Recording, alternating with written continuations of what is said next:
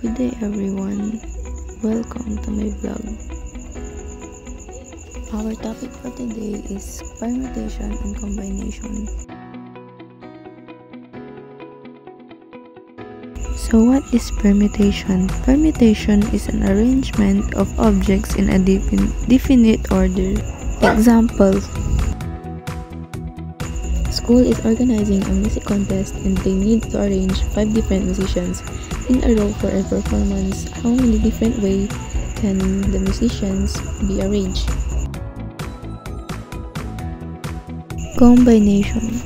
What is combination? A combination is a selection of its items from a set that has distinct members, just the order of selection does not matter. Example: a committee of 3 people is formed from a group of 8 people. How many different ways can the committee be selected?